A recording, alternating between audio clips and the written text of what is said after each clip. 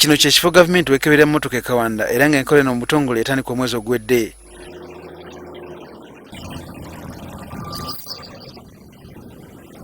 Mu nteekateeka eno emmotoka za bunyonyi zisula emitwalo 10, eza takisi emitwalo 12, bodaboda emitwalo 5,700, coaster emitwalo 5,900, so nga bus zisasula nusu 9.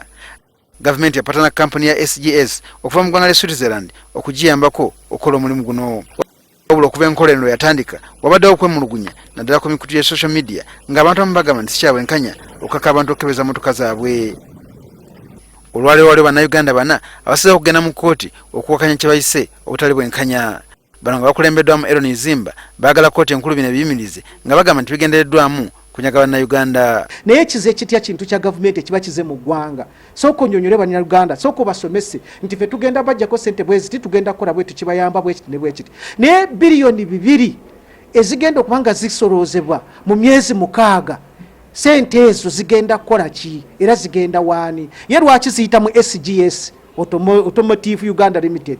Lwaki si kampuni ndala? Kyokka omwogezi wa minisitule y'ebyentambula Susan Katayike bano babudde ng'agamba nti enkola eno eri mu mateeka. Lwaki ekintu kino kyonna kwe kulaba nti obubenje bukendeera ku nguudo zaffe. So gavumenti tevuddeeyo nti ekutte kampani emu eno bagitugiggyeyo bujja ne tugamba nti bano be tugenda okukola nabo. Gavumenti bwebanga egenda kukolagana n'omuntu yenna oba ne kampani yonna erina emitendera gyeyitamu okuwa emirimu. Abatutte ensonga zino mu kkooti n'ekitongole ekiwezo ky'omusolo tebakitalizza nga bagamba nti kisuulidde obuvunaanyizibwa bwakyo okuŋŋaanya omusolo okuva ku bantu ne babulekera ebitongole ebirala okubasolooza. Ezo ne baziryamu ssente ne bakiddukamu ne baleeta emisipi oba mukijjukira emisipi nayo ne bagamba nti ate na musipi tumukwata, baleeta emisipi wano ne bagiryamu ssente ne batambula ne bakola ki ne bagenda. Kati baleese kino bannayuganda ffe tetukoowa. Gavumenti yavaayo buvi n'ategeeza palamenti nga bwe yalonze SGS ekintu kye tutakkanya nakyo. Kubasinga program yadde y'abannayuganda ne gavumenti walibadde tuyise mu mitendera egyo naye tekyakoleddwa.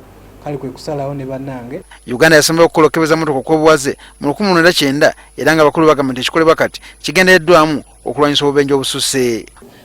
Abantu bajja kuweebwa akaseera okulaba nti emmotoka zaabwe zonna zigenda ne zikeberebwa ng'akaseera ako bwe kanaggwako teri mmotoka yonna egenda kukkirizibwa kubeera ku luguudo nga teyina certificate. Kati ekisigalidde kkooti kulagira minisita w'ebyentambula n'omuwandiisi w'enkalakkalira minisitule eno okuwaayo okuwoozaako kwabwe.